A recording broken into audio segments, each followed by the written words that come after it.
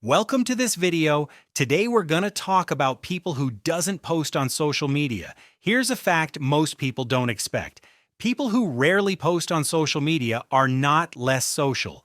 In multiple psychological studies, they often score higher on real-world social awareness. Some people they don't like to share things, they want to make it private and enjoy every moment.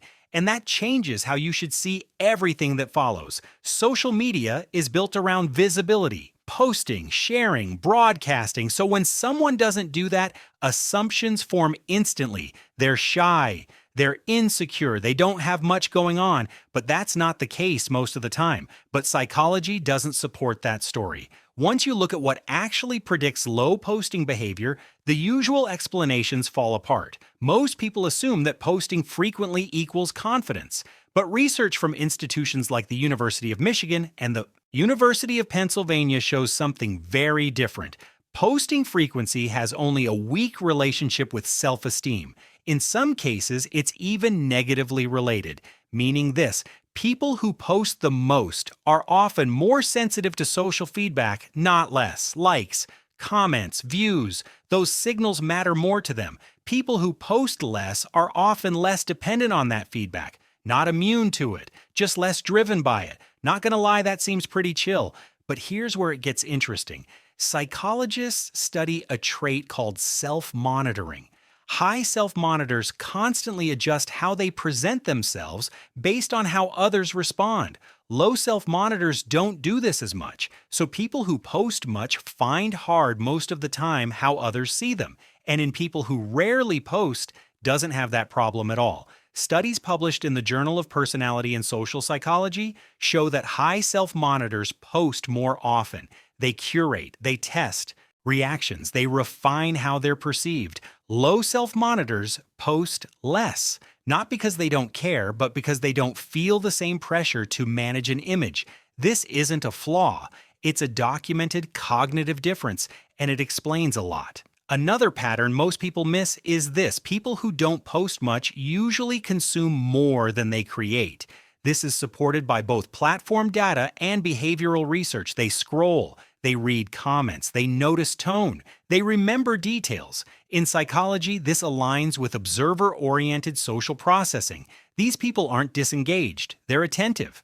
And attention changes behavior. If you're highly aware of how content is received, you're also more aware of how easily it can be misunderstood, which leads directly to the next point. Low posting is often driven by risk assessment, not fear. A 2021 study published in Computers and Human Behavior found that low posting users score higher in anticipated regret, not anxiety. Regret. They think ahead. How will this be interpreted? How will it age? Who might see this out of context? This isn't paranoia, it's foresight. And people with higher social awareness tend to run this calculation automatically, often in a fraction of a second. Most people don't realize this is happening. Another factor is something researchers call context collapse. Offline, you adjust how you speak depending on who's in the room. Online, everyone is in the room at once: friends, family, co-workers, strangers, algorithms.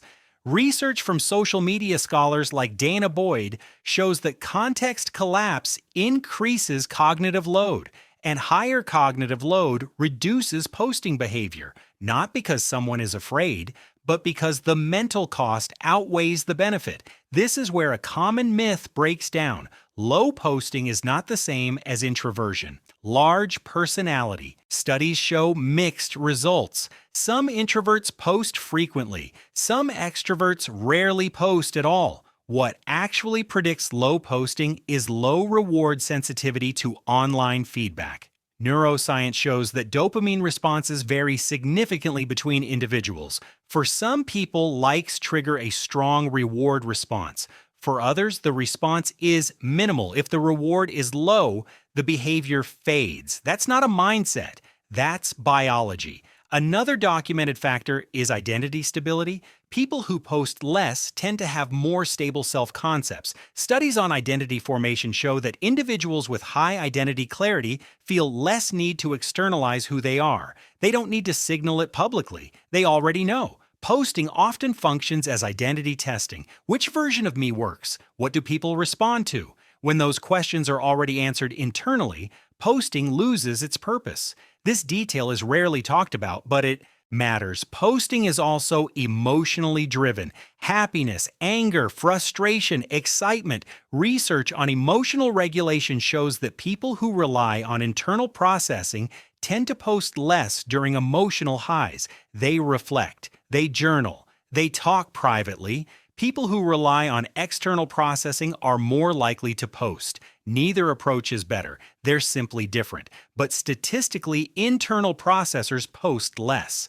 Sociologists also draw a distinction most people never hear about: social signaling versus social capital. Social signaling is visibility, status cues, being seen. Social capital is trust, reciprocity, real relationship strength. High posters often invest more in signaling. Low posters often invest more in capital. Research shows that posting frequency does not predict offline relationship quality. In some cases, the relationship is even negative, meaning this: not posting does not mean being disconnected.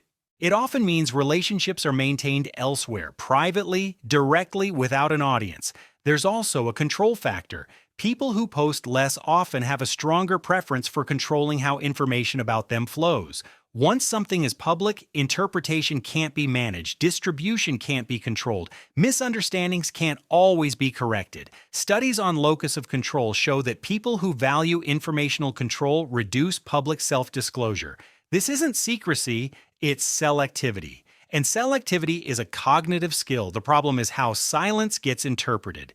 Humans are pattern-seeking. In online spaces, silence is often read as absence, weakness, irrelevance, but this is a classic attribution error. Psychology shows that people overestimate personality explanations and underestimate situational ones. They think they don't post because something is wrong with them. In reality, the reasons are usually cognitive, structural, or neurological. And here's the uncomfortable part: social media platforms benefit from this misinterpretation. Their algorithms reward visibility, not accuracy. Posting gets amplified, silence disappears, so the story becomes posting equals engagement. Engagement equals value. Quiet users don't vanish because they lack value. They vanish because the system doesn't surface them.